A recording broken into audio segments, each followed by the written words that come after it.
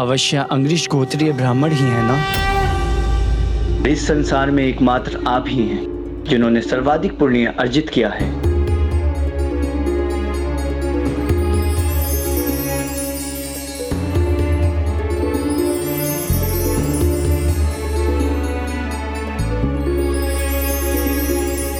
बहुत विचित्र आकृति और छवि है इन सभी ब्राह्मण देवताओं की।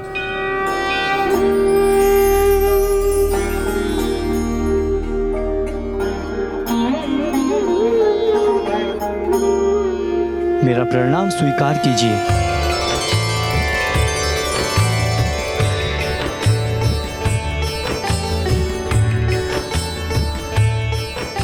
कौन हो तुम वत्स, और यहाँ किस आशय से आए हो? हे महात्माओं, मैं नभग हूँ, मनुश्राद्ध देव का पुत्र।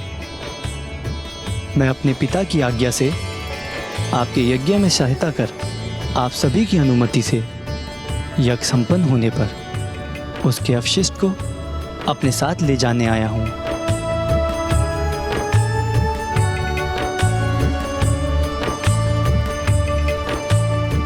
मैं तुम्हारे इस प्रस्ताव का स्वागत करता हूँ वत्स, और हमारे यज्ञ के संपूर्ण होने के बाद उसका अवशिष्ट ले जाने की अनुमति देता हूँ।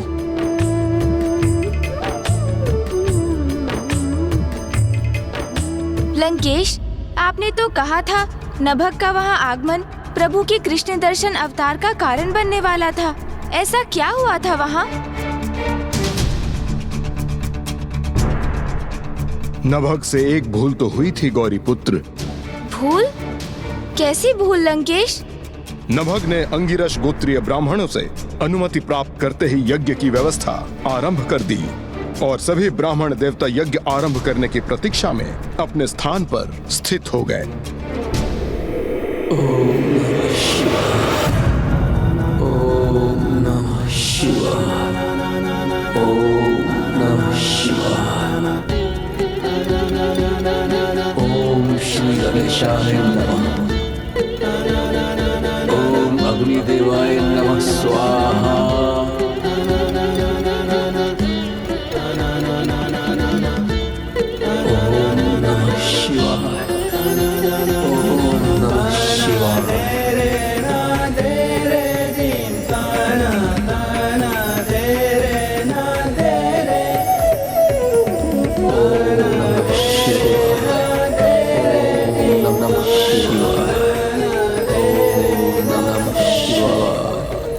अद्भुत है इन ब्राह्मण देवताओं का दिव्य तेज जो इन्होंने अपने यज्ञ से अर्जित किया है।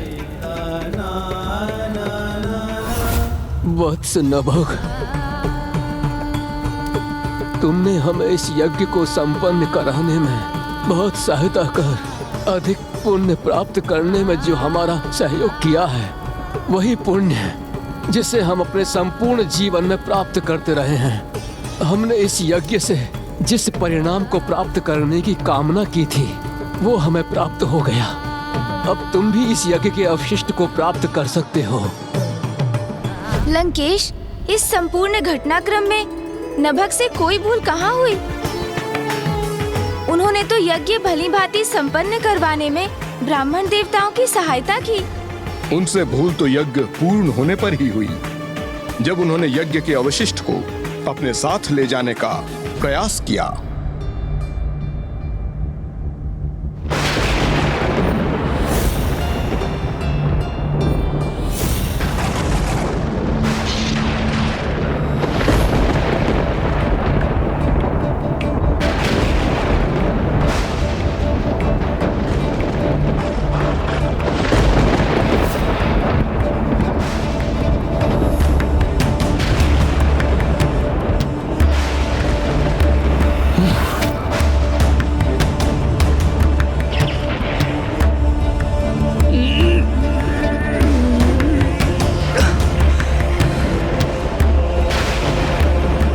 ये क्या हो रहा है? मैं इसे उठाने में असमर्थ क्यों हो रहा हूँ?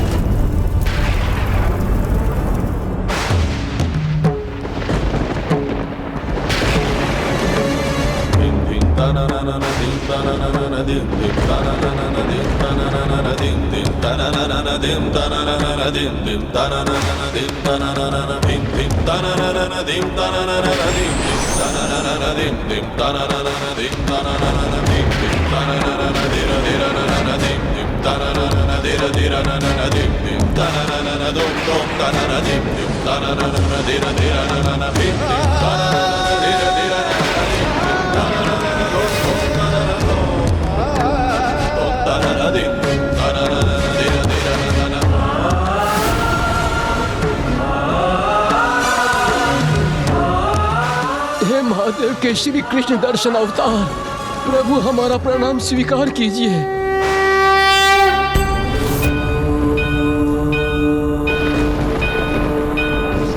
महादेव, प्रणाम महादेव।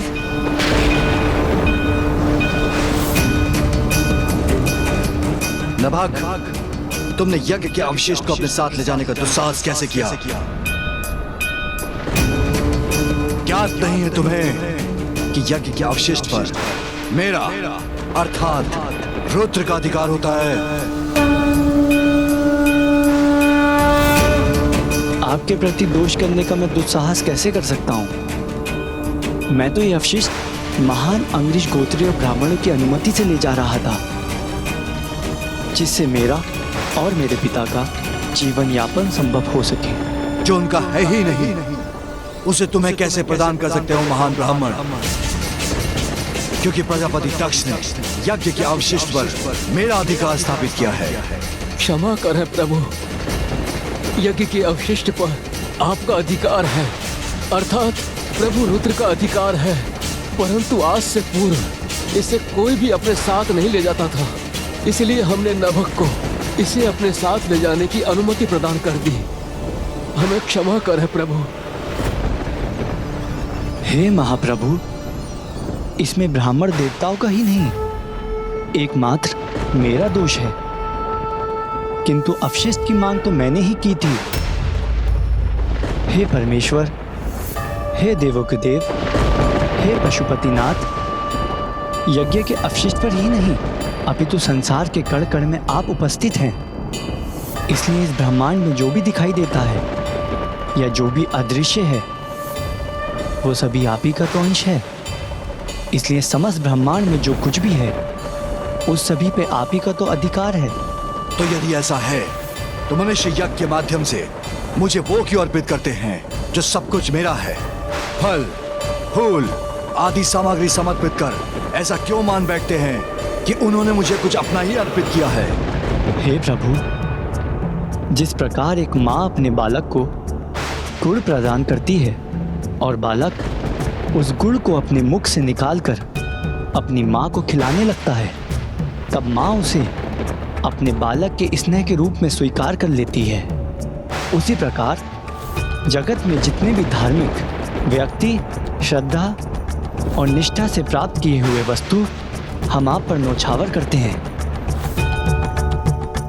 हे जगत पिता, जो कुछ भी दिया है वो आपने ही दिया है। मैं भला कौन होता हूँ स्वयं ये सब प्राप्त करने वाला, जो आपकी इच्छा के बिना यज्ञ का अवशिष्ट ले जाता। मेरा शरीर, मेरी आत्मा, मेरे कर्म आपके ही तो हैं, मेरे पुण्य भी तो आपके ही हैं। मैं पूर्ण रूप से आपका ही तो हूँ। जब आप स्वयं मेरे साथ हैं तो भला मुझे और क्या चाहिए?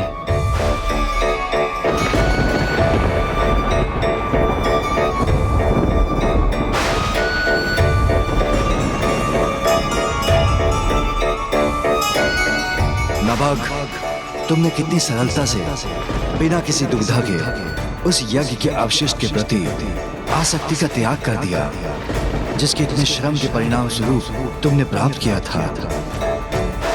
और तुम्हारे ही समान सभी को यह सदा स्मरण रखना चाहिए कि जब कोई मनुष्य किसी वस्तु पर अपना ही पूर्ण रूप से अधिकार मान लेता है, तब उसे सत्य का बोध कराने हेतु भगवान स्वयं उससे छीनने के लिए विवश हो जाते हैं। किंतु जिस प्राणी ने संसार में जो कुछ भी है उसके साथ स्वयं को भी मेरा मान लिया है, तो फिर स्वयं संसार की प्रत्येक वस्तु स्वतः ही उसे प्राप्त हो जाती है। इसलिए जो मेरा है वो तुम्हारा भी है। इसलिए तुम इस यज्ञ का अवशेष अपने साथ ले जा सकते हो पुत्र नभग।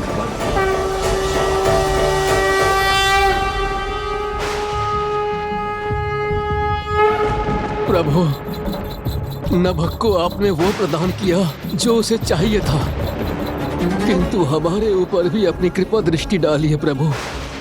हम दीर्घ काल से जिसकी कामना कर रहे हैं उसकी हमें प्राप्ति क्यों नहीं हुई? हमें मुक्ति क्यों नहीं मिल रही प्रभु? हमारी वृद्ध अवस्था की इस चरम अवस्था में भी हमारी आयु समाप्त क्यों नहीं हो रही है प्रभु? आपको तो अपने प्रश्न का उत्तर नभग के उदाहरण से ही प्राप्त होना चाहिए, किंतु अभी भी आपको ये ज्ञात नहीं हुआ कि आपसे कहां भूल हुई है। तो फिर आपकी जिज्ञासा पुत्र नभग ही शांत करेंगे।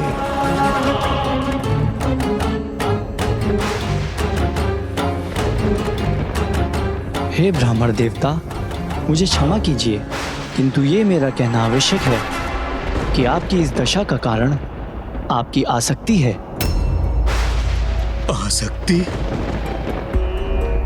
कैसी आसक्ति? पुत्र, हमारे पास है ही क्या जिससे हम आसक्त हो सके? पुण्य, वो पुण्य जो आपने आज तक अर्जित किए हैं, उनके प्रति आसक्ति भाव रखने के कारण आपने प्रभु को समर्पित नहीं किया। उन पुण्यों का फल तभी तो प्राप्त होता है जब हम उनके प्रति आसक्ति के भाव से रहित होकर उन्हें ईश्वर को अर्पित करते हैं। इसलिए तो प्रत्येक यज्ञ के पश्चात ये कहा जाता है, ईश्वर को समर्पयामि, अर्थात हमने जो भी आपसे प्राप्त किया है वह आपको समर्पित करते हैं प्रभु। जब तक आप अपने पुण्य की आसक्ति से बंधे रहेंगे तब तक जगत से कैसे मुक्त होंगे आप सभी?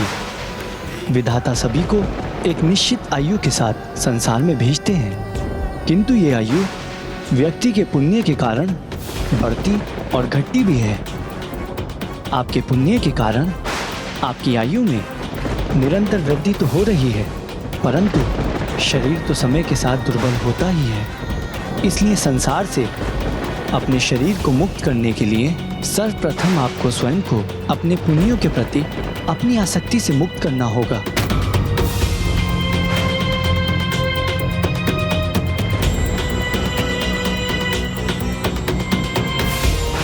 हे प्रभु, नभग ने अपने शब्दों से हमारे ज्ञान चक्षु खोल दिए हैं। हम इसी क्षण अपने पुण्य आपको प्रदान करते हैं। नहीं, मुझे आपके पुण्य की आवश्यकता नहीं है। मुझे आपके पुण्य की आवश्यकता नहीं है। मुझे आपके पुण्य की आवश्यकता नहीं है। आप अपने पुण्य मुझे नहीं, पुत्र नभग को प्रदान कीजिए, क्योंकि वही उसको प्राप्त करने के योग्य है। आपकी पुण्य की शक्ति का उचित उपयोग एकमात्र पुत्र नभग ही कर सकता है, क्योंकि उसे किसी भी वस्तु अथवा सांसारिक सुख के प्रति कोई आसक्ति नहीं।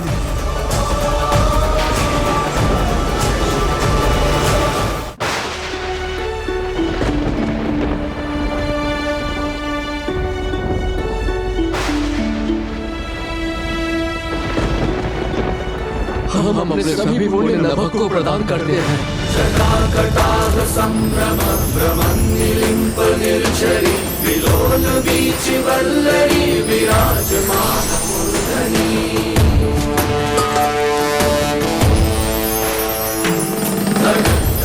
इस प्रकार मेरे प्रभु शिव शंकर शंभु के कृष्ण दर्शन अवतार का आशीर्वाद पाकर नभग को मात्र यज्ञ का अवशिष्ट ही नहीं अपितु पुण्य का सागर ही प्राप्त हो गया। इस पुण्य के प्रति भी उनकी कोई आसक्ति नहीं थी, इसलिए पलक झपकते ही जिसके पास कुछ भी नहीं था उसने सब कुछ प्राप्त कर लिया और वो चक्रवर्ती राजा बन गए।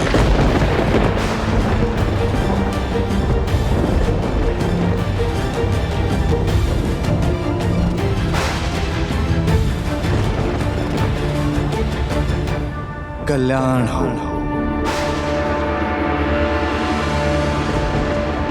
अर्थात लंकेश, प्रभु के इस अवतार से तो यही संदेश प्राप्त होता है कि कभी भी किसी को सांसारिक और भौतिक वस्तुओं के प्रति आसक्त नहीं होना चाहिए एवं अपने अच्छे कर्मों एवं पुण्यों के प्रति भी कोई मोह नहीं रखना चाहिए।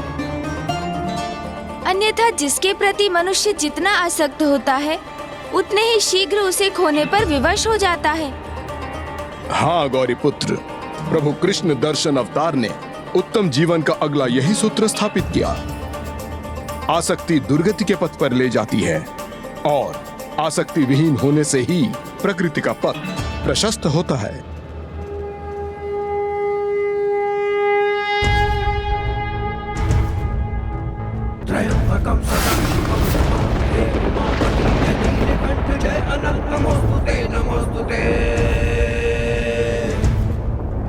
हो भोलेनाथ भक्तों के हो कष्ट से निवारते, ये सृष्टि सारी संकटों से घिरी है उबारते। ओम नमः शिवाय, ओम नमः शिवाय, ओम नमः शिवाय, ओम नमः शिवाय, ओम नमः शिवाय, ओम नमः शिवाय। जब राज्य विभाजन किया भाइयों को कुछ भी ना दिया, आज्ञा से पिता की ब्राह्मण यज्ञ को संपन्न किया। अवशिष्ट धन नभग को दे के ब्राह्मण जब चले गए, तब शिव जी वहां कृष्ण दर्शन रूप ले प्रकट हुए। ओम नमः शिवाय, ओम नमः शिवाय, ओम नमः शिवाय, ओम नमः शिवाय। प्रणाम प्रभु। प्रणाम प्रभु। कल्याण हो।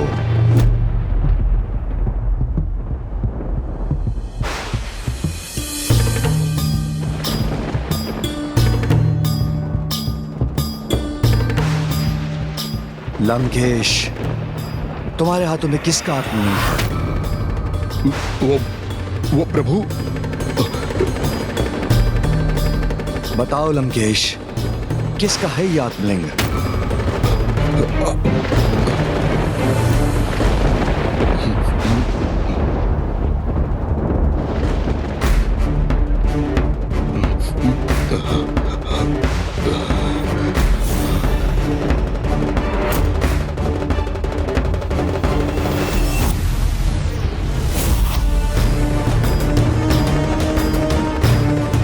प्रभु ने इन आत्मलिंग को मुझे प्रदान किया है। अपनी तपस्या से मैंने इन्हें अर्जित किया है, इसलिए ये मेरे हैं। हाँ प्रभु, ये मेरे ही हैं। अनेकों बाधाएं आई मेरे मार्ग में, किंतु मैंने इन्हें नहीं खोया। ये मेरे हैं, मेरे प्रभु। इन्होंने स्वयं आसक्ति पर आधारित प्रभु के अवतार की कथा सुनाई है, फिर भी प्रभु की आत्मलिंग के प्रति अपनी ही आसक्ति से मुक्त नहीं हो पा रहे हैं। ये तो ज्ञात है ना आपको कि आसक्ति से ही दुर्गति है।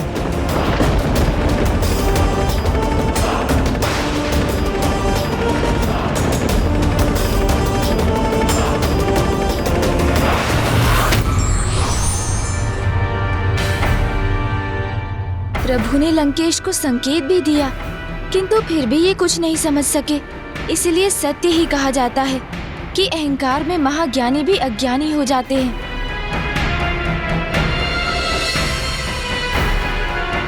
गौरी पुत्र, हमारे पास यहाँ रुकने का समय नहीं है। देखिए, सूर्यदेव पश्चिम की ओर बढ़ रहे हैं और आज के सूर्यास्त के पूर्व मुझे कोकर्ण को पार कर छलांग लगाकर समुद्र तक पहुंचना है और फिर लंका।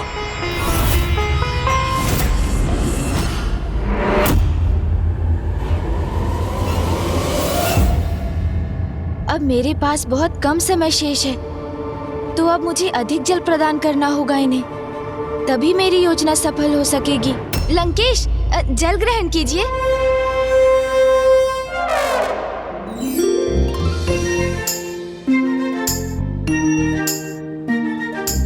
लंकेश, शीघ्र आपको महासागर पार करना होगा, इसलिए जितना जल ग्रहण कर सकते हैं कर लीजिए, जिससे आप में ऊर्जा बनी रहे और प्रभु की आत्मलिंग को जहाँ पहुँचना चाहिए वो वहाँ पहुँच सकें। रुकिए मत लंकेश, और जल ग्रहण कीजिए, करते जाइए। तभी तो वो होगा जो मैं चाहता हूँ। क्या क्या चाहते हैं आप गौरी पुत्र? ओह, ये तो कदाचित बहुत बड़ी भूल हो गई मुझसे।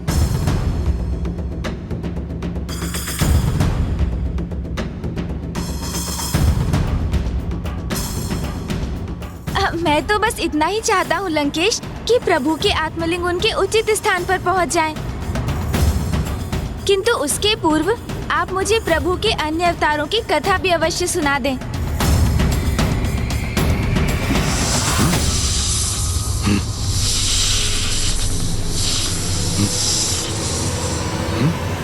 ये स्वर कैसा?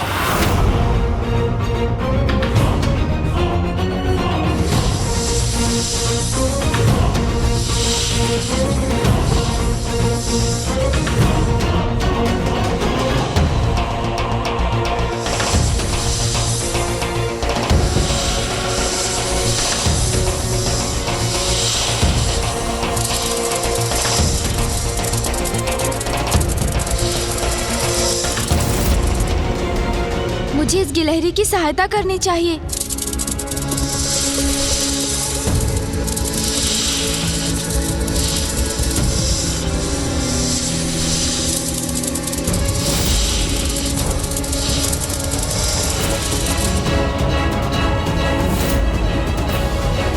हे प्रभु महादेव, मेरी रक्षा कीजिए। हे प्रभु महादेव, मेरी रक्षा कीजिए। हे प्रभु महादेव, मेरी रक्षा कीजिए।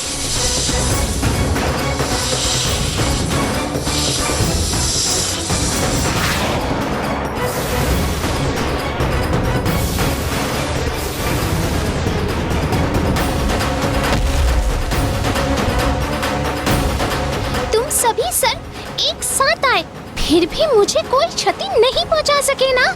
मेरी गति, मेरी सूझबूझ से स्वयं की रक्षा कर ली मैंने।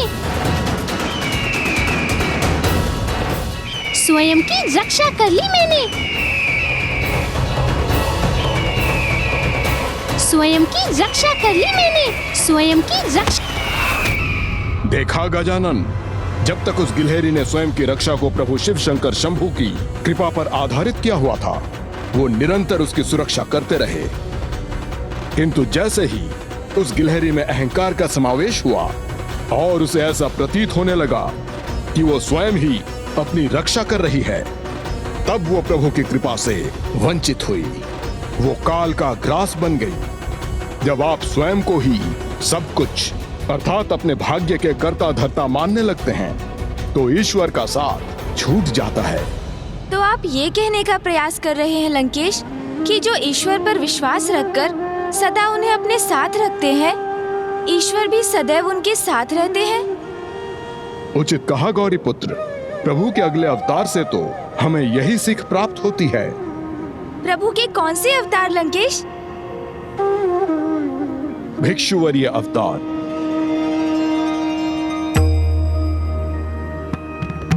मैं प्रभु के इन अवतार की कथा सुनने के लिए अति उत्सुक हूँ। लीजिए लंकेश, जल से अपना कंठ तर कर लीजिए और फिर प्रारंभ कीजिए उनकी कथा।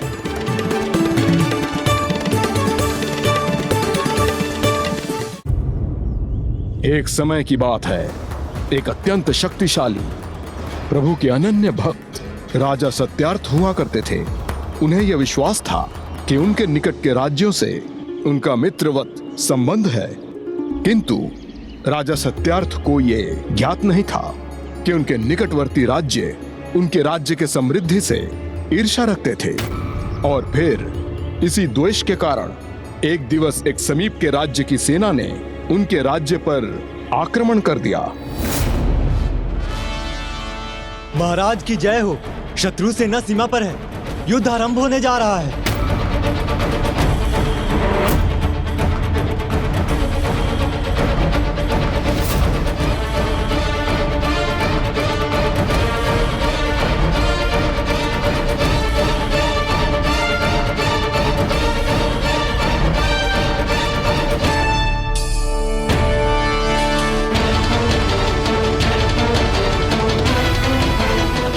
स्वामी विजयी होकर लौटिएगा। और राजा सत्यार्थ बिना युद्ध के लिए तैयार अवस्था में ही युद्ध भूमि की ओर प्रस्थान करने पर विवश हो गए और दुर्भाग्यवश वहीं उनका अंत भी हुआ।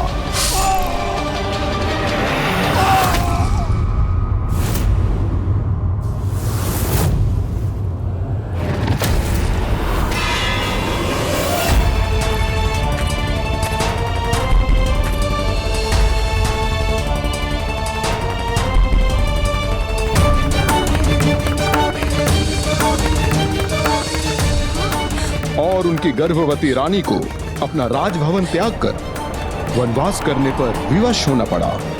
किसी प्रकार रानी वहीं वन में छिपी रही और फिर उन्होंने उसी दीनहीन अवस्था में शीघ्र ही एक पुत्र को भी जन्म दिया।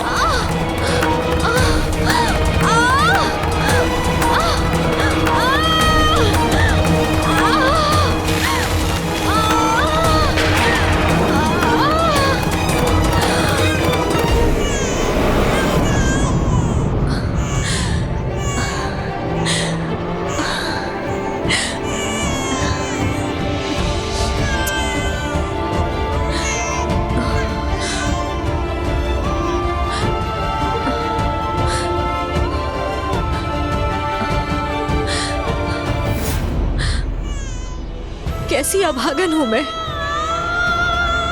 अपने स्वामी को खोने का दुख भोग रही हूं और अब इस राजमहल के स्थान पर अपने पुत्र को इस निर्जन वन में जन्म देने पर बेवश हुई हूं मैं। किंतु ये तो प्रभु महादेव की ही कृपा है कि इतना सब होने के उपरांत भी तुम मेरी बाहों में सुरक्षित हो मेरे पुत्र। प्रभु की कृपा के बिना ये कदापि संभव नहीं था।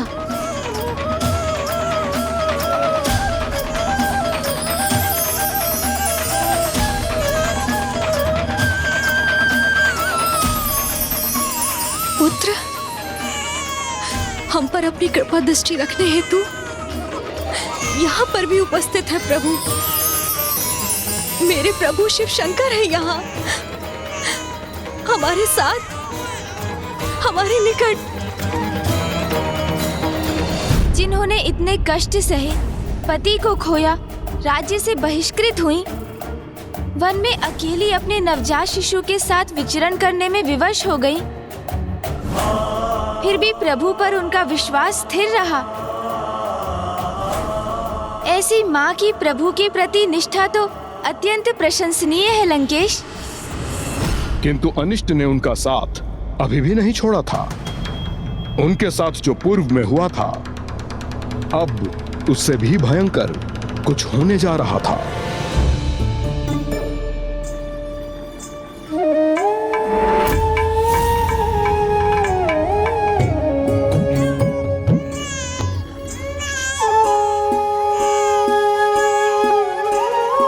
देखो पुत्र,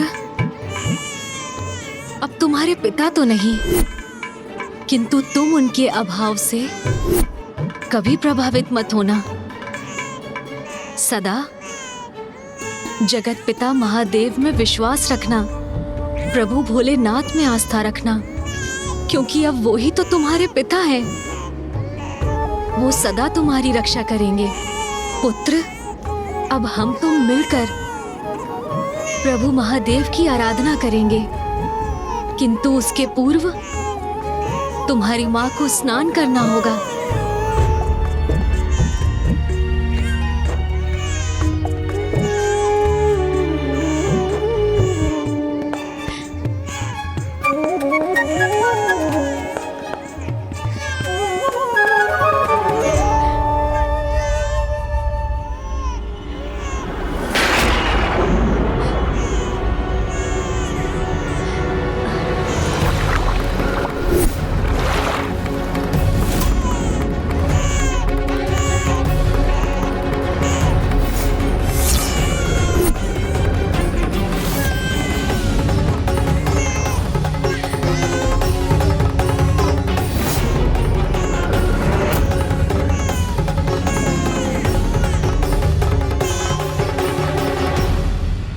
चिंता मत करो पुत्र, मैं तुम्हें यहाँ अकेला छोड़कर नहीं जा रही हूँ। देखो, तुम्हारे साथ स्वयं प्रभु महादेव हैं, इसीलिए तुम्हें कोई क्षति नहीं पहुंचेगी मेरे पुत्र।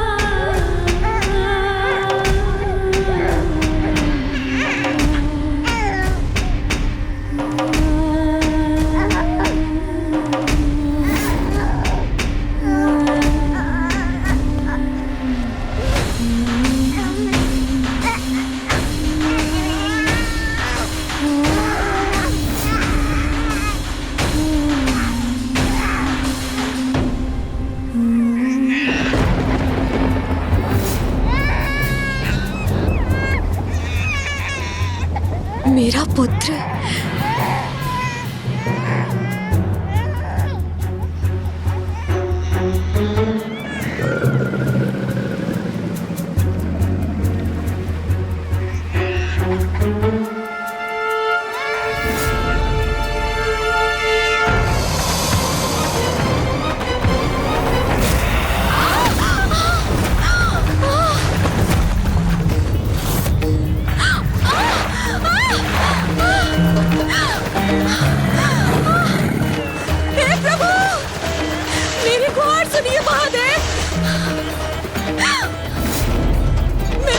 रक्षा कीजिए प्रभु।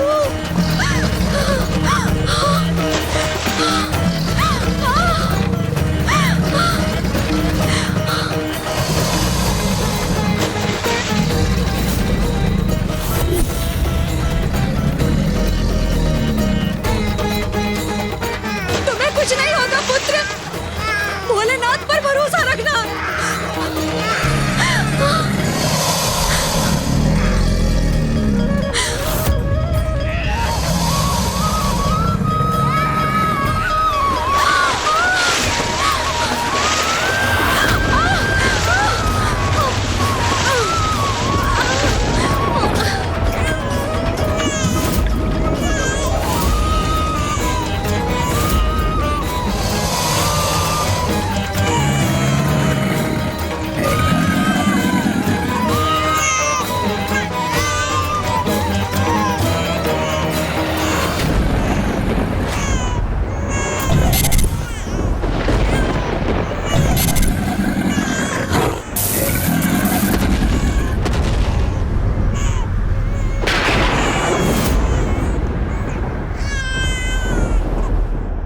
प्रभु की ये लीला तो सर्वथा अद्भुत थी लंकेश।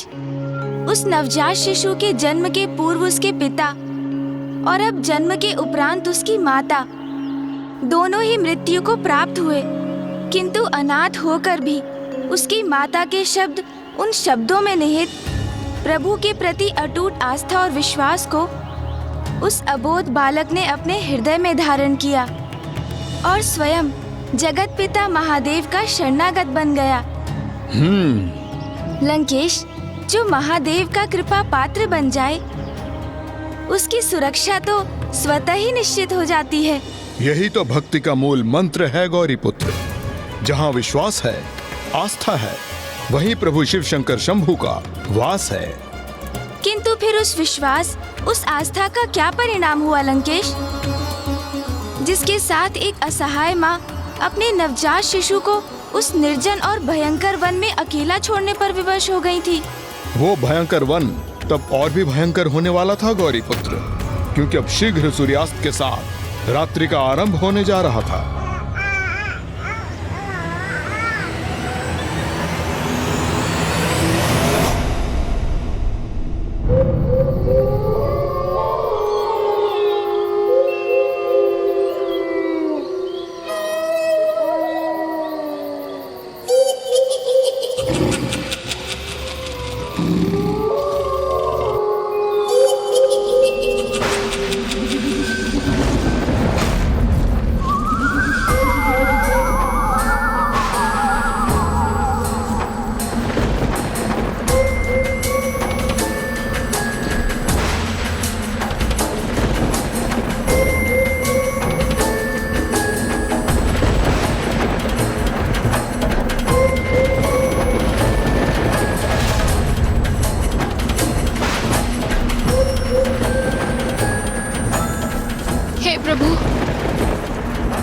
सघन वन में कहाँ अपना मार्ग भूलकर उलझ गई मैं। दिवस भी ढलने को है। रात्रि होने से पूर्व मुझे इस वन से निकल जाना चाहिए।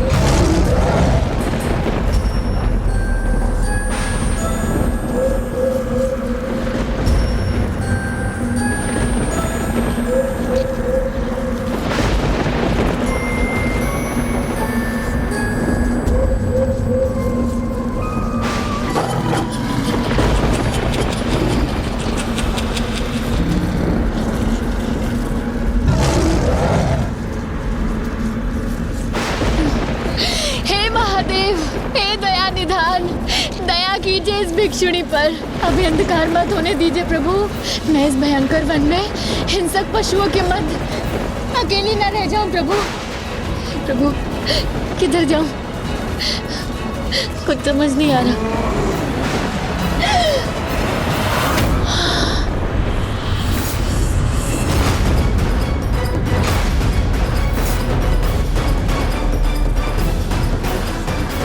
कदाचित कोई पशु घात लगाए बैठा है। मुझे मार्ग परिवर्तित करना चाहिए।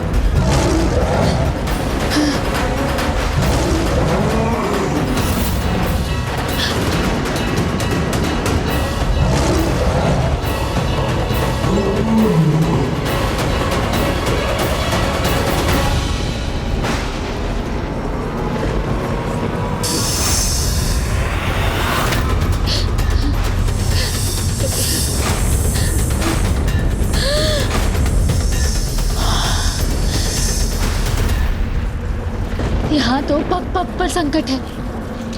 महादेव रक्षा करे, महादेव रक्षा करे। महादेव कहाँ जाऊं प्रभु।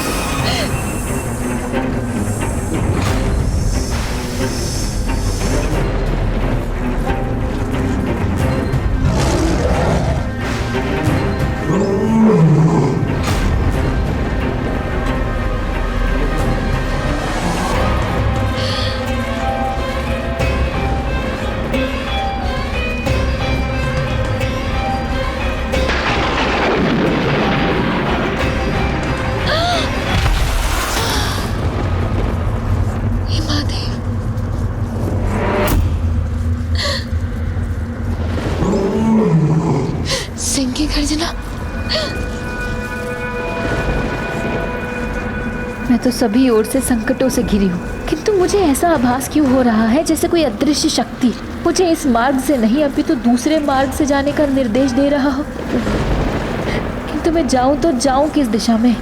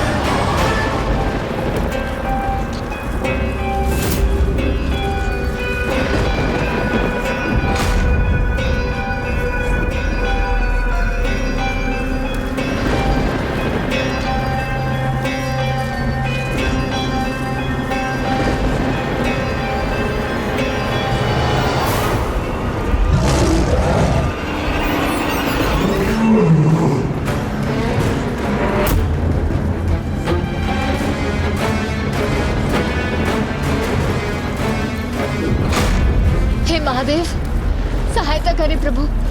इस भयानक वन में अकेले कैसे रहूंगी मैं।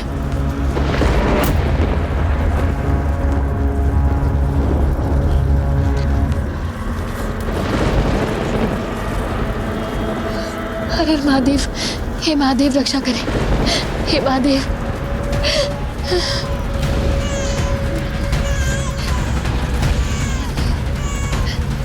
रक्षा करे महादेव। ये वन तो विकट उलझाव के समान है। मैं पुनः वहीं पहुंच गई जहां कुछ समय पूर्व थी।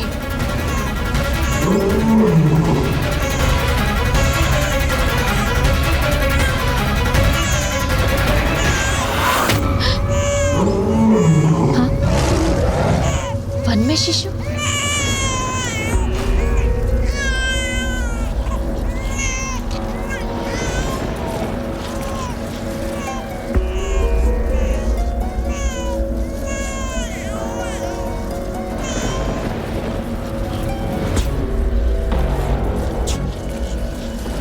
ये नवजात शिशु इस घने जंगल में कैसे? इसकी माँ कहाँ है? कोई तो होना चाहिए ना इसके साथ।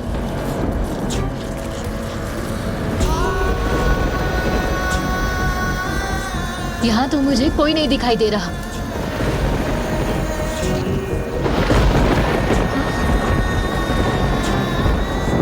ये वस्त्र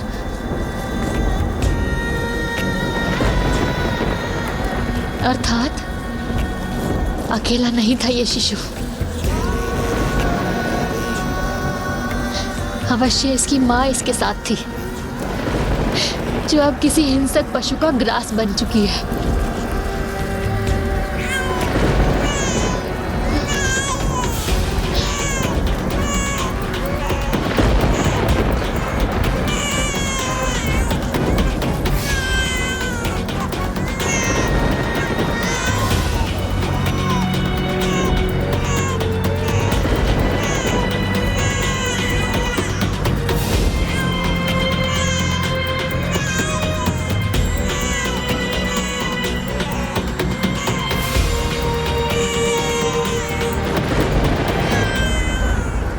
देवी,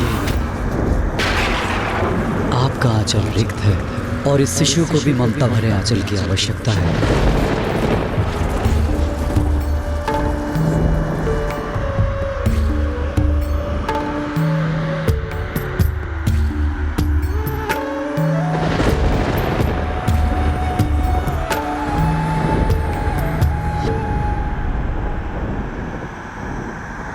कदाचित नियति भी आप दोनों को एक साथ यहाँ ले आई है। आप दोनों इस विशाल जगत में एकाकी हैं। इस शिशु के पालन पोषण के लिए, सभ्य और संस्कारी बनने के लिए इसे आवास और मनुष्यों की अच्छे संगत की आवश्यकता होगी। इसलिए आप इस शिशु का पालन पोषण कीजिए, क्योंकि वृद्धावस्था में यह आपकी सेवा करेगा।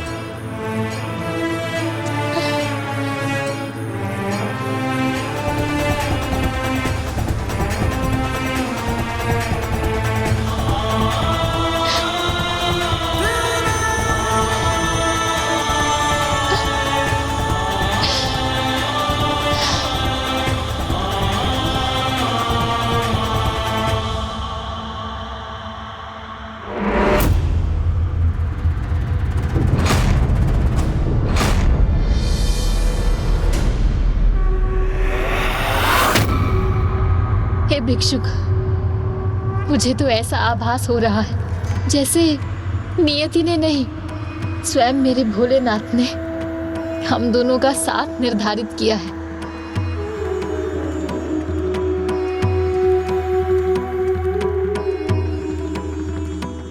पुत्र, भोलेनाथ ने तुम्हें मुझे सौंपकर मेरा रिक्त आंचल भर दिया, मुझे मेरे जीवन का एक नवीन आधार दे दिया।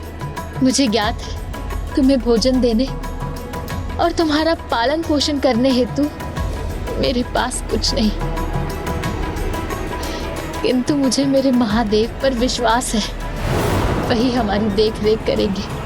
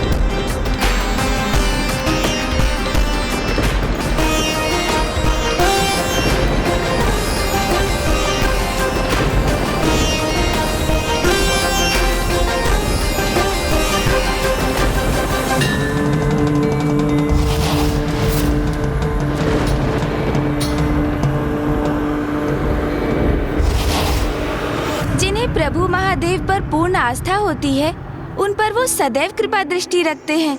ये घटना तो इसका ही एक और उदाहरण थी।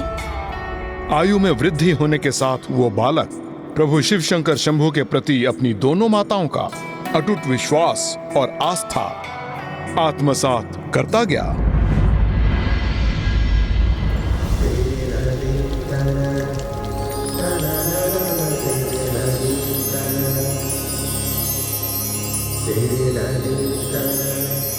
पुत्र, हम पर अपनी कृपा दृष्टि रखने हेतु मेरे प्रभु शिव शंकर है यहाँ। माँ, क्या है प्रभु शिव का परिचय और हमें सदैव उन पर आस्था क्यों रखनी चाहिए? शिव वो शून्य है जिनसे समस्त ब्रह्मांड प्रकट हुआ। वो अनंत है, सर्वव्यापी है। वही सृजनकर्ता भी है, संहारक भी और विनाशक भी। सब कुछ उन्हीं से है पुत्र, किंतु मेरे अनुसार तो शिव ही सर्वोच्च है। सृष्टि में जीवन के आधार है, इसीलिए सदा स्मरण रखना पुत्र। प्रभु शिव में सदा आस्था और विश्वास रखना, फिर जो भी होगा उत्तम ही उत्तम होगा। मुझे प्रभु शिव शंकर में अनंत आस्था है माँ। जो भी होगा सदा उत्तम ही होगा।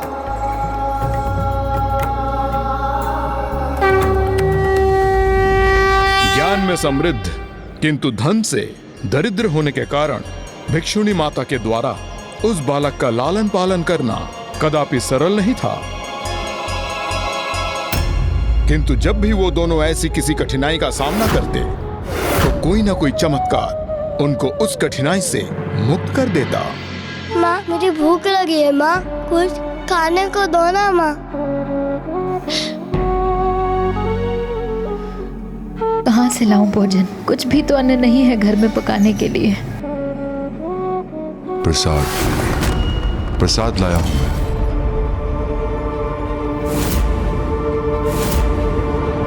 कौन?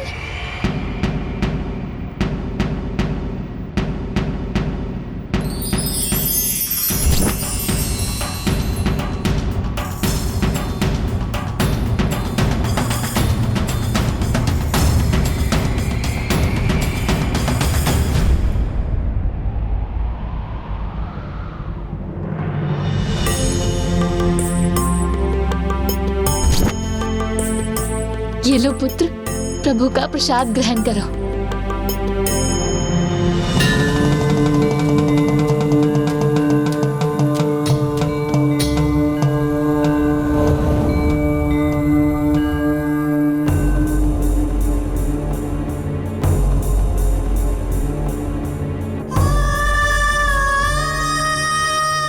कितना तीव्र ज्वर है तुम्हें पुत्र, किंतु तुम्हारी भिक्षुणी माँ के पास इतना भी धन नहीं कि तुम्हें वैद्य के पास ले जा सके। माँ, आप ही तो कहती हो कि महादेव पर विश्वास और आस्था रखो तो जीवन में सब कुछ उत्तम ही होगा। तो क्यों व्यर्थ चिंता करती है? महादेव हमारा ध्यान अवश्य रखेंगे।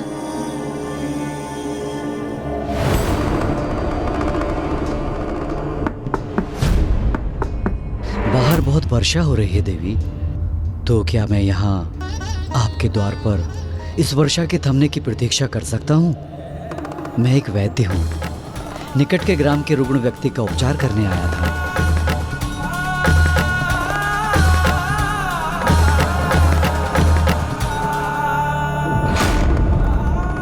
वैद्य स्वयं आ गए यहाँ।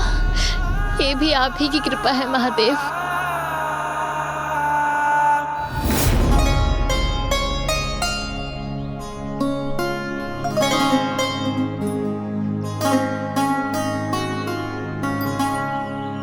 माँ, सभी बालक गुरुकुल जाते हैं, तो मेरा वहाँ जाने का अवसर कब प्राप्त होगा माँ?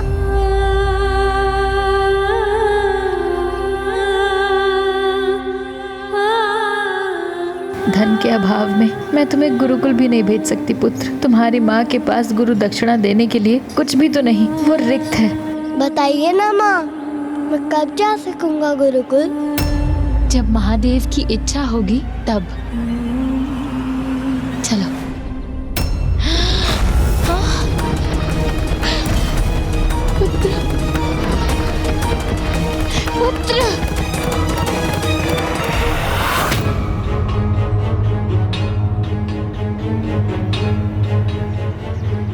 हमें क्षमा करें गुरुवर, हमने आपके अध्ययन अध्यापन में बाधा डाली। हम अभी चले जाते हैं। चलो पुत्र। कहाँ जा रहे हो तुम? तुम हमारे गुरुकुल में प्रवेश कर चुके हो, तो हमारे शिष्य हो।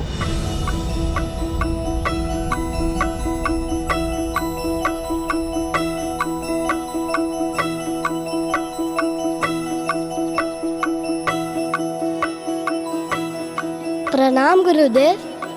तुम्हारा नाम क्या है बालक? क्या नाम है तुम्हारा? पुत्र। मेरा नाम तो पुत्र है गुरुदेव। पुत्र? हाँ गुरुदेव, मेरी माँ तो मुझे पुत्र कहकर ही पुकारती है, तो मेरा नाम तो पुत्र हुआ ना। और मेरे सखा मुझे मित्र कह के पुकारते हैं, और आप सभी मुझे सहपाठी कह के पुकार सकते हैं। इसीलिए पुत्र, मित्र, सहपाठी, शिष्य और शिव भक्त, यही मेरा नाम है। जो आपकी इच्छा हो आप उस नाम से पुकार लीजिए।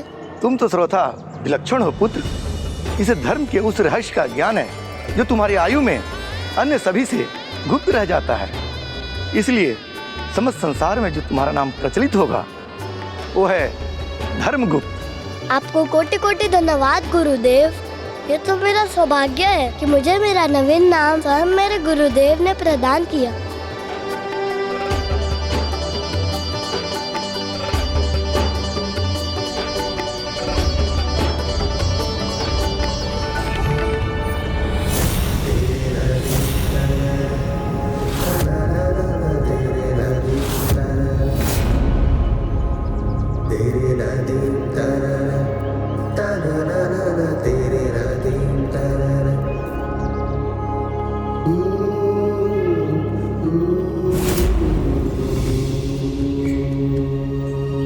इस प्रकार समय के साथ साथ वो बालक धर्मगुप्त युवा अवस्था में पहुंच गया और अब वो ज्ञान अर्जित कर अत्यंत ज्ञानी हो चुका था।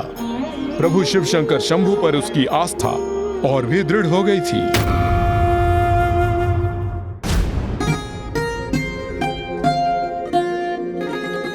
मित्र, ये मार्ग अनुचित है, इस पर मत चलो।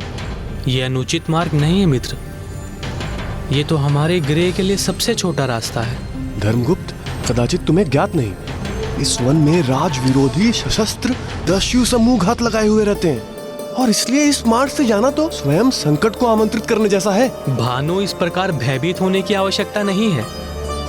हमें विश्वास के साथ आगे बढ़ना चाहिए। मुझे तो प्रभु शिव शंकर में संपूर्ण विश्वास है, पूर्ण आस्था है। उनकी कृपा से जो भी होगा सर्वथा उत्तम ही होगा। यदि तुम भी उनमें वैसा ही विश्वास रखने में समर्थ हो तो मेरे साथ आओ, अन्यथा मैं अकेला ही आगे बढ़ जाऊंगा।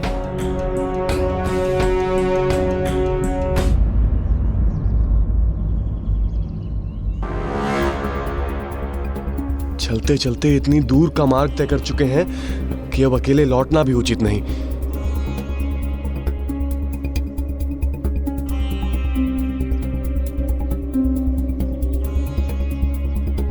मित्र, अरे किस मूर्ख ने यहां इतनी सारी शिलाएं स्थित कर दी? कदाचित उसी ने मित्र, जिसने यहां कुछ छिपाने का प्रयास किया है। ध्यान से देखो मित्र भानु,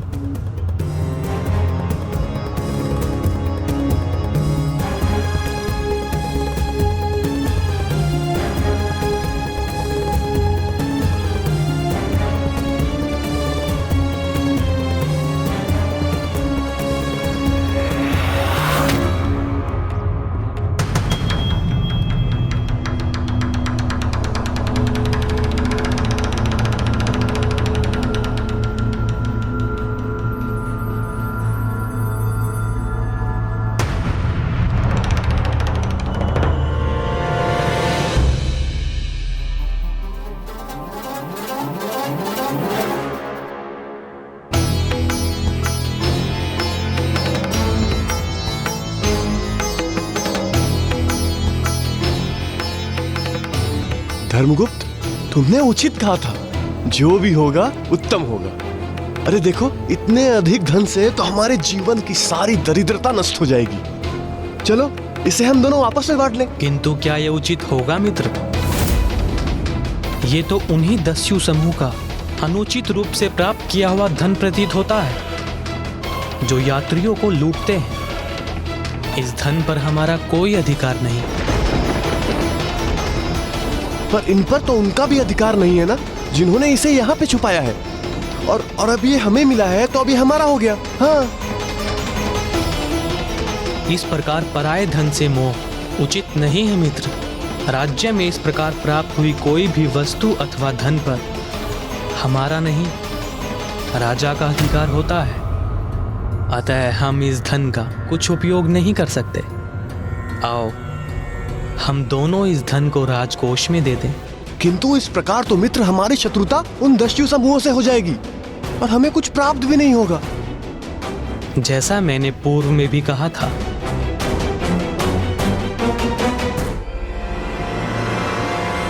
मुझे प्रभु शिव में पूर्ण आस्था है। जो होगा उत्तम ही होगा।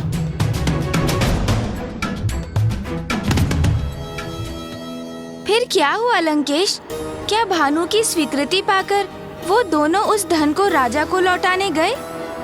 हाँ गौरीपुत्र, भानु ने तो उनकी बात को स्वीकार कर लिया था, किंतु फिर मार्ग में स्वयं धर्मगुप्त का ही मन परिवर्तित हो गया और उन्होंने वो धन राजा के पास ले जाने का अपना निर्णय पलट दिया।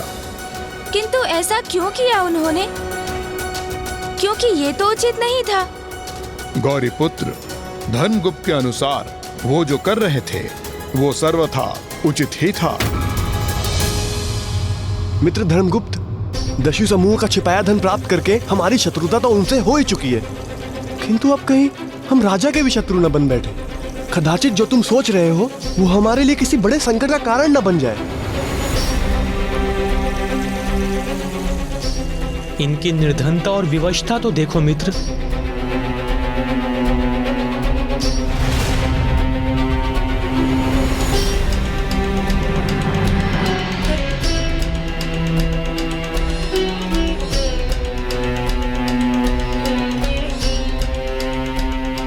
यहाँ अकाल और भूकंपन के प्रकोप के उपरांत इनके लिए कुछ भी शेष नहीं रहा है।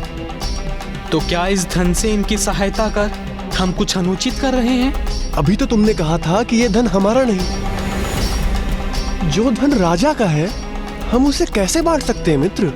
धन का उचित स्थान तो वही होता है जहाँ उसकी आवश्यकता होती है। वैसे भी राजा का धन प्रजा का ही तो होता है।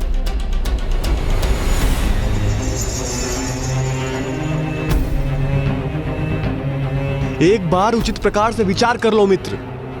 कहीं दस्यु समूह और राजा दोनों से शत्रुता का भयंकर परिणाम न भुगतना पड़े हमें। जैसा कि मैंने पूर्व में भी कहा था, मुझे अपने प्रभु शिव शंकर में पूर्ण आस्था है। जो होगा उत्तम ही होगा।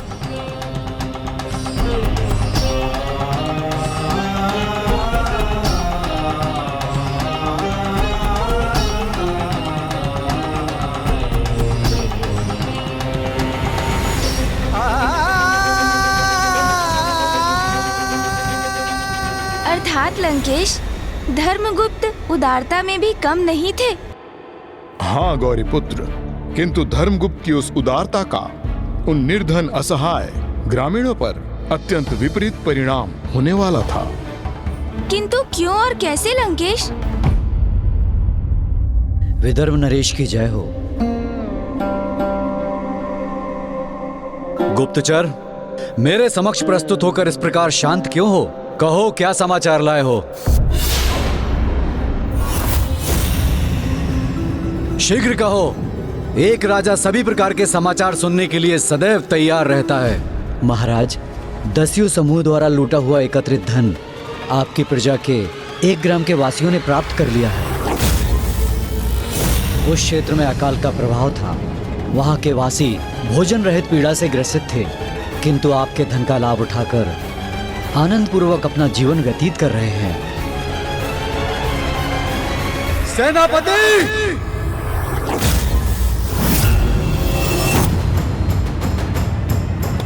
धर्मगुप्त, मैंने तुमसे कहा था ना, जो तुम कर रहे हो सर्वथा अनुचित है। मत करो, अन्यथा संकट में पड़ जाओगे।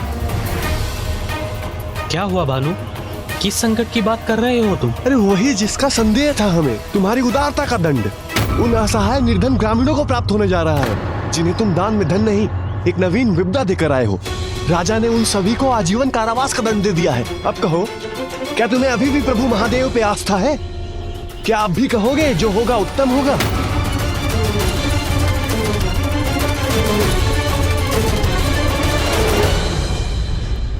हमें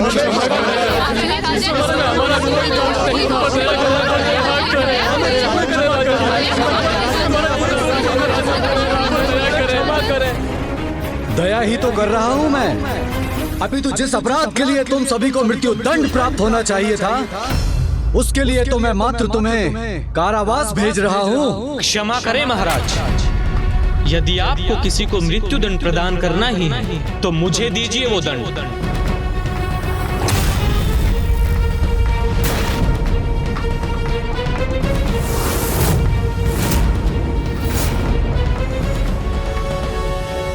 क्योंकि महाराज, इन सभी को उस धन से सहायता प्रदान करने वाला मैं ही था।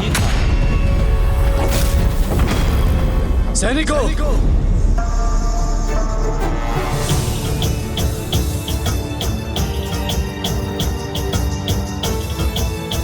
इन्हें क्षमा करें महाराज, इसमें इनका कोई दोष नहीं है। इन्हें तो ये भी नहीं ज्ञात कि जो धन इन्हें मुझसे प्राप्त हुआ है वो कहां से आया था। किंतु तुम्हें तो ज्ञात था कि दस्युओं ने वो धन अनुचित प्रकार से प्राप्त किया था।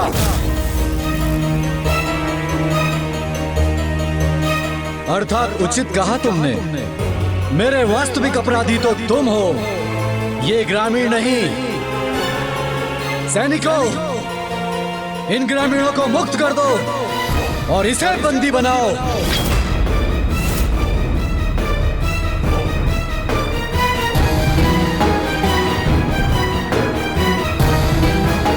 इसे क्षमा कर दीजिए महाराज। महाराज, इसने हमारी सहायता की थी, हमारा भला किया था। क्षमा कर दीजिए महाराज, इसे क्षमा कर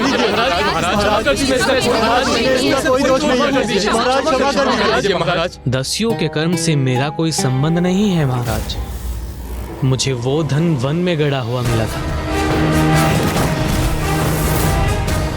अच्छी कृत्रिम कथा की रचना की है तुमने, किंतु अब इस अपराध के परिणाम को प्राप्त करने से तुम्हें मुक्ति प्राप्त नहीं हो सकती। शीघ्र बताओ मुझे, किस दस्यु मुखिया के अधीन हो तुम? अन्यथा तुम्हें मृत्युदंड अवश्य प्राप्त होगा। हे महान विदर्भ नरेश, हे महाराज, आपके, मेरे और हम सभी के एक ही तो भाग्य विधाता है, और वो है स्वयं प्रभु महादेव। मैं तो उन्हीं के अधीन हूँ, वही मेरे एकमात्र मुखिया हैं। मेरे साथ शब्दों की क्रीड़ा मत करो। शीघ्र बताओ, तुम्हारे दस्यु मुखिया कौन हैं? अन्यथा मृत्यु दंड प्राप्त करने के लिए तैयार हो जाओ। जो सत्य था मैंने कह दिया महाराज। अब मेरे कथन पर विश्वास करना न करना आप पर निर्भर करता है।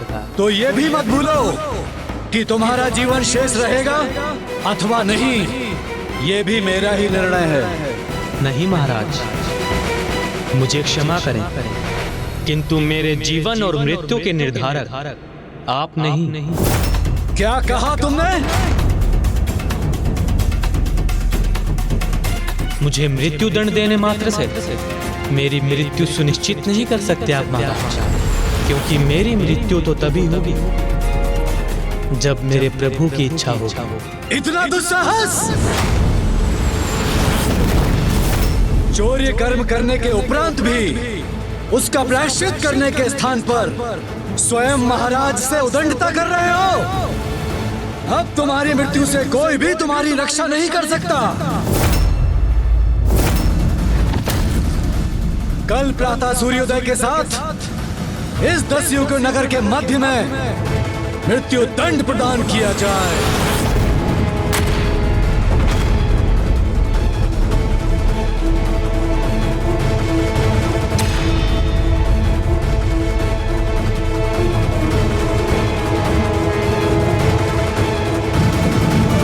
मित्र, ये सब क्या हुआ? चिंता मत करो मित्र भानु, मेरे प्रभु शिव शंकर में आस्था रखो, जो होगा उत्तम ही होगा।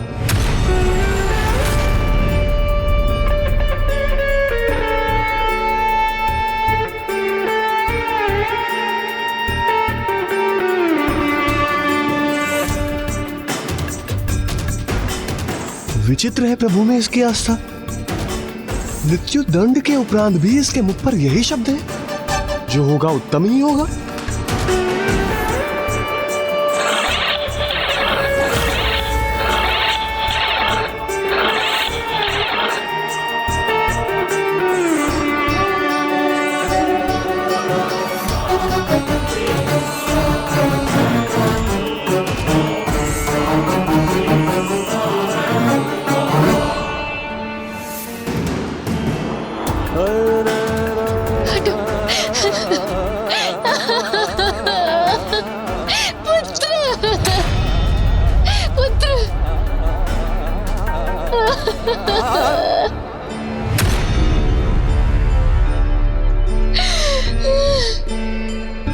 नहीं माता, आप विलाप क्यों करती हैं? आप ही ने तो मुझे सिखाया है कि प्रभु महादेव में हमें अटूट आस्था रखनी चाहिए, फिर जो होगा वो उत्तम ही होगा।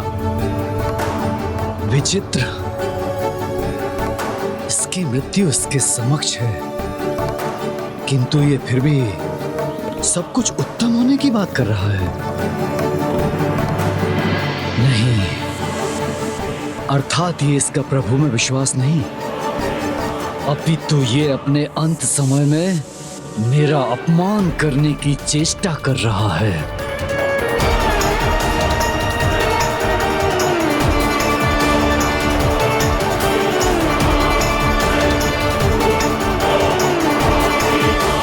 अब संपूर्ण राज्य को ज्ञात हो जाएगा कि विदर्भ नरेश के साथ उद्दंडता करने का दुस्साहस करने वाले की कैसी दुर्दशा होती है।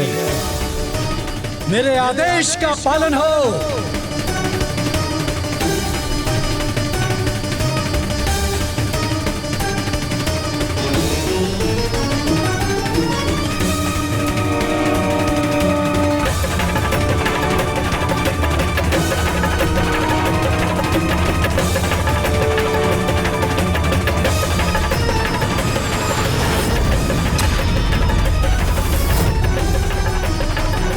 पूर्ण आस्था है मुझे अपने भगवान में, जो होगा उत्तम ही होगा।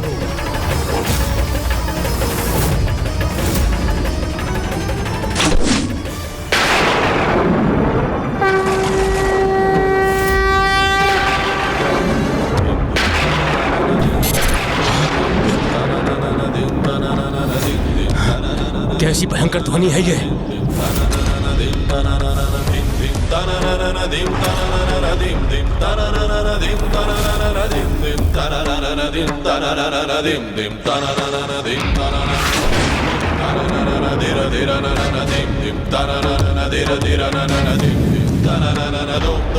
ये बाण?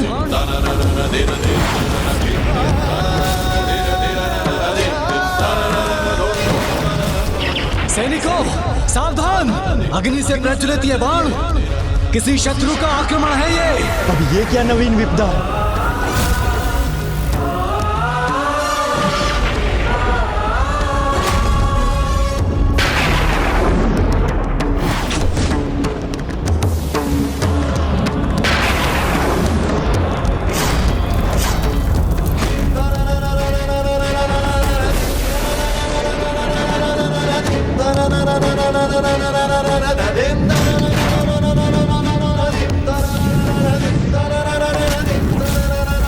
जय प्रभु भोलेनाथ।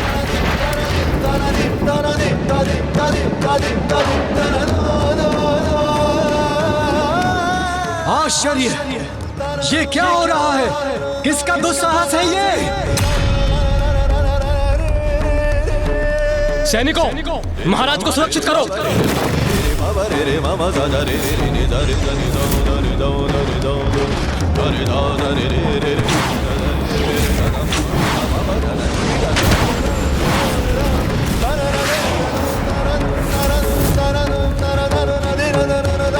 आक्रमण! यहाँ कोई शेष न रहे!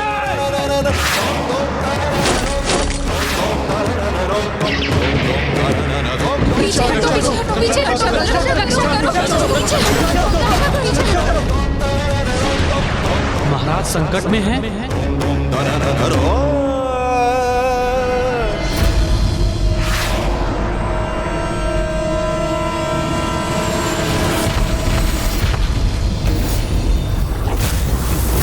जय प्रभु महादेव।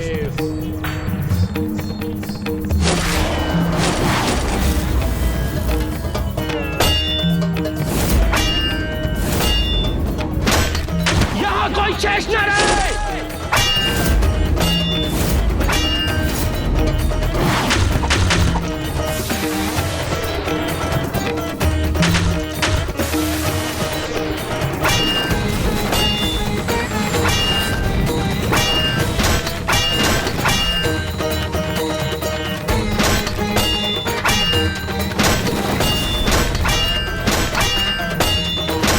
मैंने जिसे मृत्यु दंड दिया वो अपने अद्भुत पराक्रम से मेरी रक्षा कर रहा है।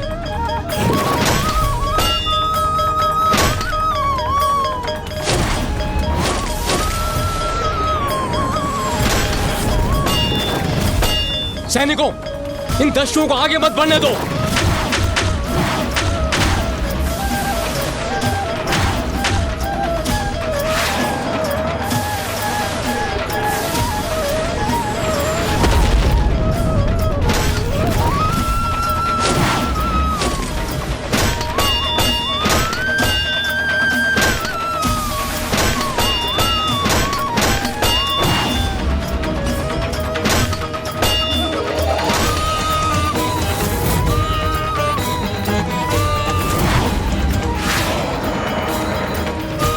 ये दस्यु तो सैनिकों को आहत कर रहे हैं। इन्हें मुझे ही रोकना होगा।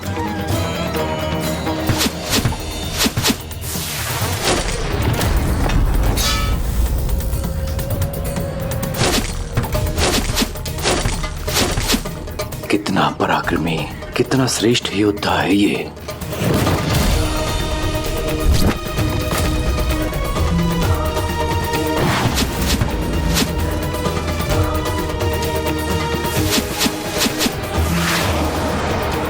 जय शिव शंकर भोलेनाथ।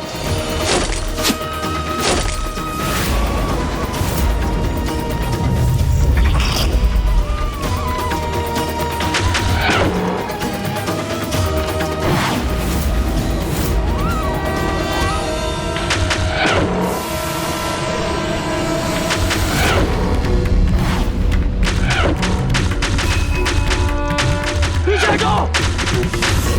पीछे हटो!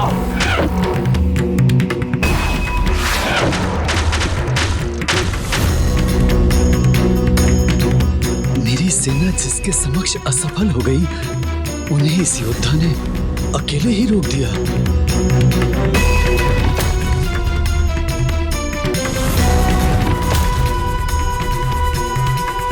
आक्रमण करो! नष्ट कर दो इन बाणों को जो हमारा मार्ग बाधित कर रहे हैं।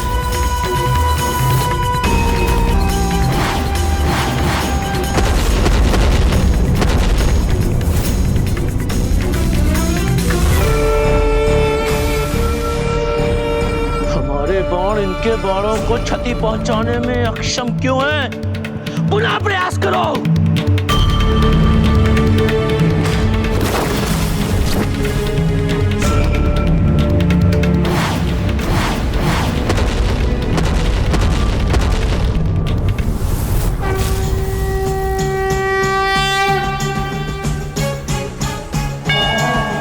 प्रभु के भक्त की शक्ति उनके गणों की शक्ति से अधिक प्रभावी है।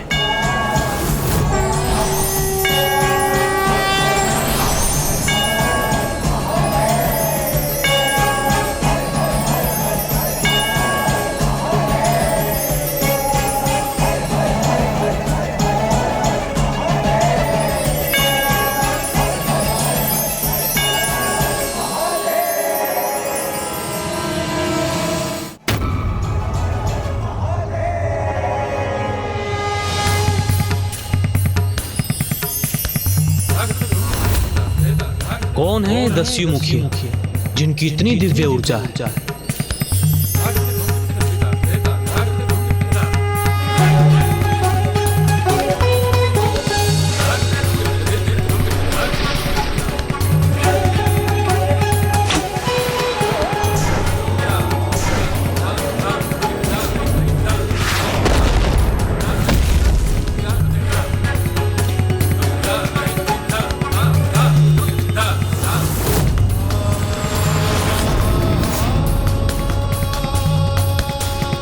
मुझे जो आभास हो रहा है उसके अनुसार यदि आप वास्तव में कोई दिव्य पुरुष हैं तो इस बाण को मेरा प्रणाम समझिए। हे महान शिव भक्त, मुझे तुम्हारा ये प्रणाम स्वीकार है। चलो वापस चलो।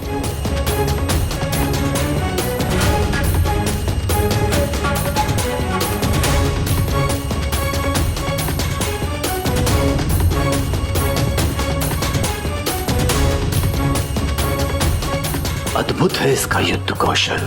महान शिवभक्त धर्मगुप्त की, महान शिवभक्त धर्मगुप्त की, महान शिवभक्त धर्मगुप्त की, महान शिवभक्त धर्मगुप्त की, महान शिवभक्त धर्मगुप्त की।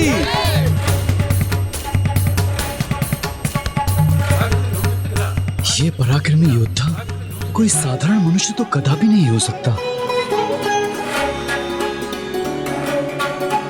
महाराज, इन दस्युओं के आक्रमण से आपका आदेश बाधित हो गया। मेरा मृत्यु दंड पूर्ण न हो सका। अब मैं पुनः आपके दंड के लिए प्रस्तुत हूं।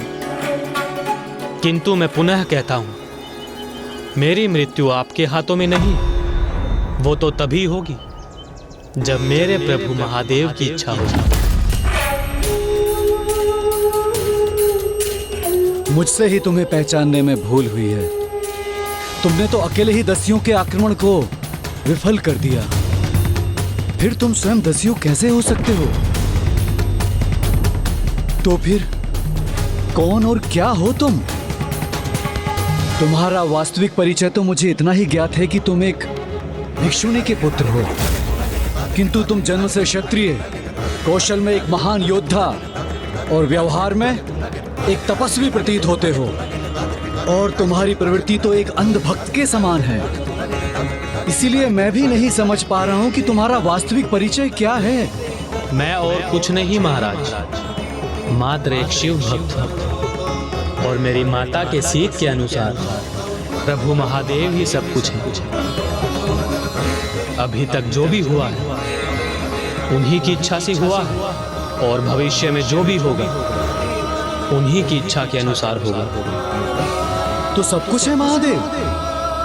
अर्थात तुम ये कहने का प्रयास कर रहे हो कि मैं, तुम और हम सभी कोई भी कार्य उनकी इच्छा से करते हैं। हाँ महाराज, यही सत्य है। नमामि शमेशा निर्वाण रूपम विभुम व्यापकम ब्रह्मवेद स्वरूपम निजम निर्गुण निर्विकल्पम निरीहम चिदम कश्मकश वसम भजेहम।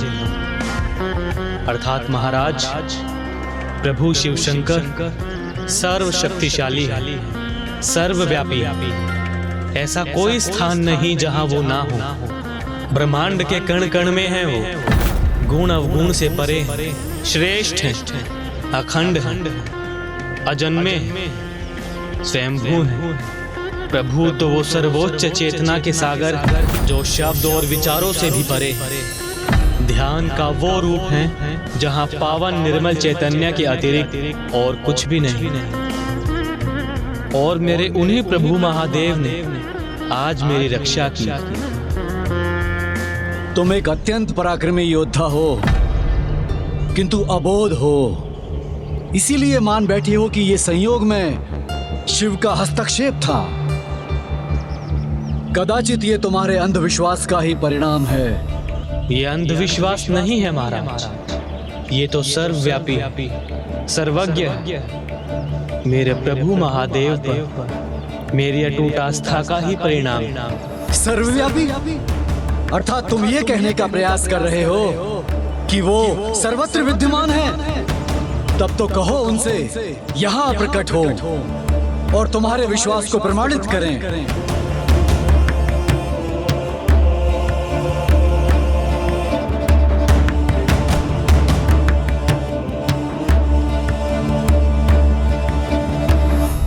हे महाराज, आप एक भक्त की अटूट आस्था को चुनौती देने की भूल क्यों कर रहे हैं? यदि वास्तव में ये इसकी अटूट आस्था है और ये इसका अंधविश्वास नहीं, तो सर्वव्यापी भगवान को स्वयं यहाँ प्रकट होना चाहिए। तभी तो ये प्रमाणित होगा कि यहाँ जो कुछ भी घटित हुआ है उसके कारण वही है।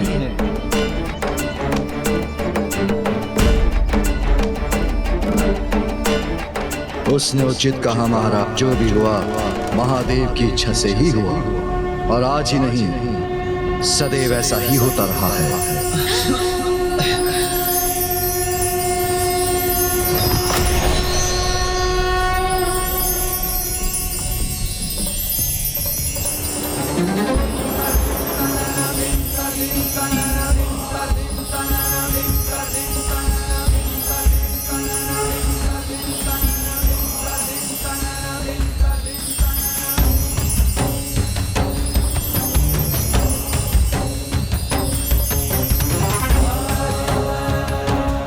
वही दिव्य भिक्षुक है पुत्र, जिनके कहने पर वन में मैंने तुम्हें पुत्र रूप में स्वीकार किया था।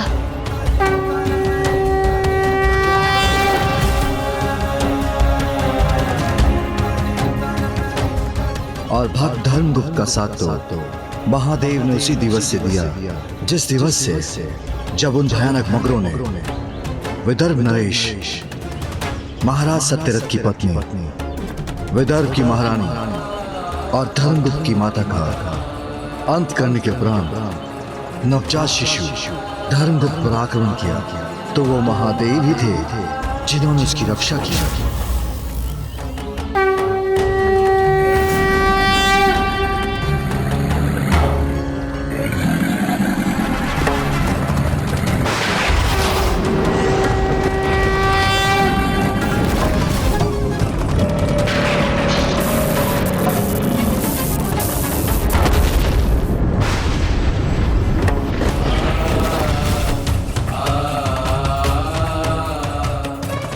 वो शिव ही थे जिनके हस्तक्षेप के कारण भक्त धर्मगुप्त की माता को उसके निकट जाने की प्रेरणा प्राप्त हुई।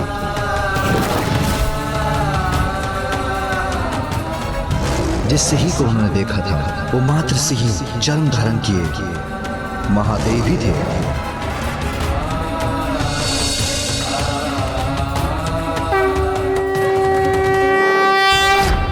शिव, वो स्वयं प्रभु शिव ही थे। जिस सर्प ने इन्हें अपना मार्ग परिवर्तित करने पर विवश किया था वो महादेव के कंठ में विराजमान नागराज वासुकी थे। और जिस विद्युत ने वृक्ष की शाखा को उनके समक्ष गिरा दिया था वो महादेव के त्रिशूल से ही उत्पन्न हुई थी।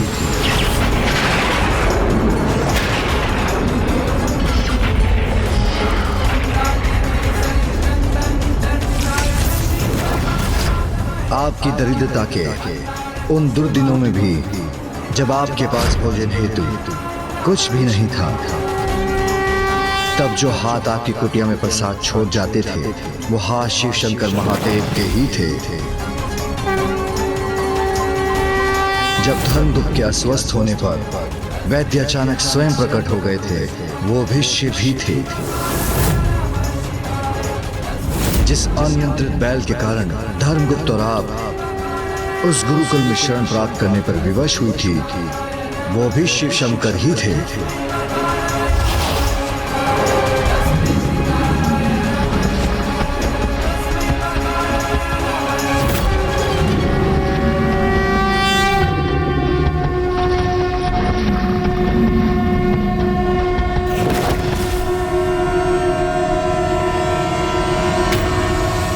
मुझे ज्ञात था इस संपूर्ण समय हमारी सहायता हेतु स्वयं प्रभु शिव शंकर ही भिन्न रूप लेकर प्रकट होते थे।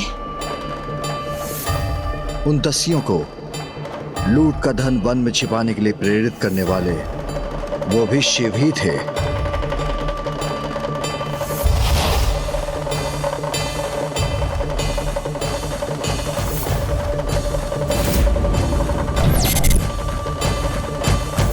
दसु मुखिया, ये लूटा हुआ धन हमें इसी वन में छिपा कर रखना चाहिए, क्योंकि राजा के सैनिक चारों ओर फैले हुए हैं। धन यहाँ रहेगा तो सुरक्षित होगा।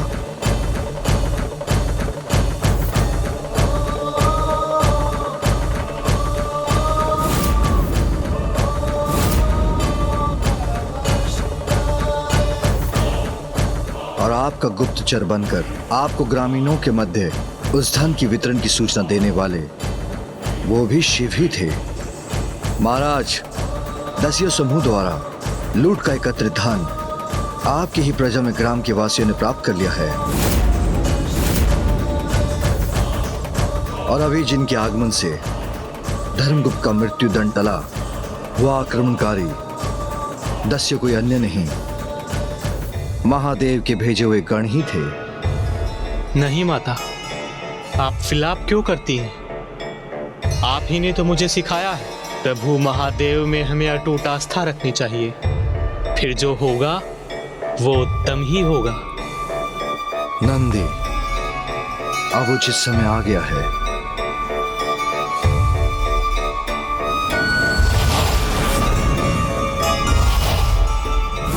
और अभी जो यहाँ प्रकट होकर हमसे ये संवाद कर रहे हैं, जो ये प्रमाणित करने आए हैं कि मेरी भक्ति मेरा अंधविश्वास नहीं, मेरे प्रभु के प्रति मेरी अटूट आस्था है, वो भी अन्य कोई नहीं, स्वयं मेरे प्रभु शिव शंकर महादेव ही हैं।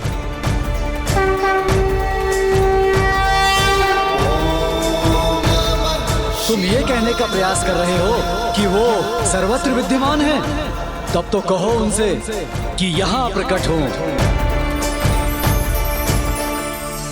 ओम नमः शिवाय।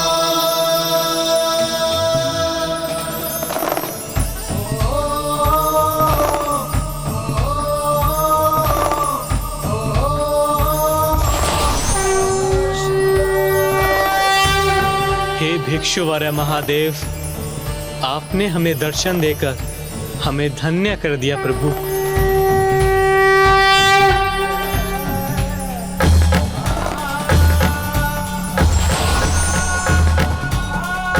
तुमने शरणागत होने का चरम भाव प्रस्तुत किया है। जिस प्रकार तुमने कभी मुझ पर अपनी अटूट आस्था का परित्याग नहीं होने दिया, वैसे मैं भी तुम्हारा परित्याग नहीं कर सकता।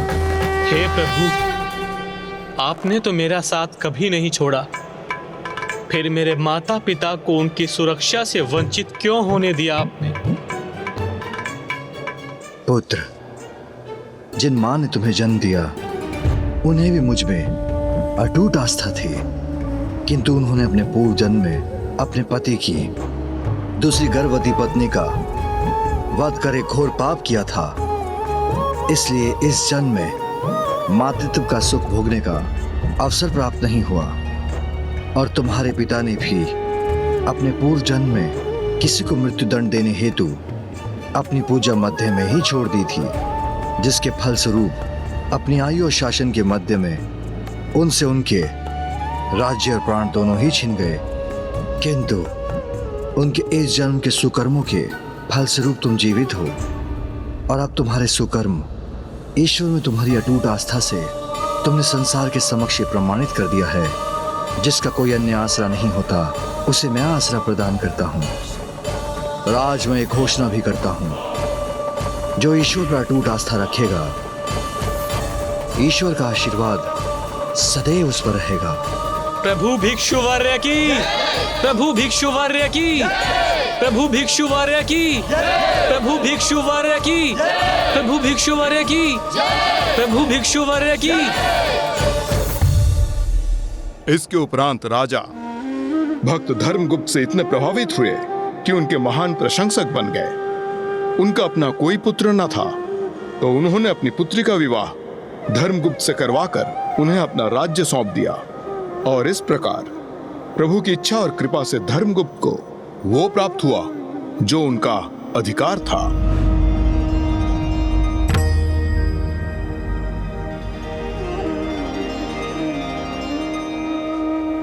इस प्रकार प्रभु महादेव ने उत्तम जीवन का अगला सूत्र संसार के समक्ष प्रकट किया। अपने ईश्वर में आस्था कभी नहीं खोनी चाहिए, क्योंकि प्रभु किसी ना किसी रूप में भक्त का साथ अवश्य देते हैं।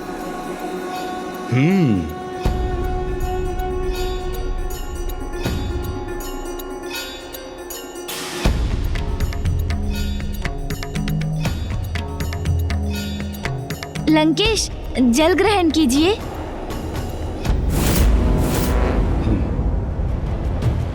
इस वन को पार करते ही हम गोकर्ण पहुंच जाएंगे। यदि वहां पहुंचने तक मेरी युक्ति सफल नहीं हुई तो वहां से लंका अधिक दूर नहीं।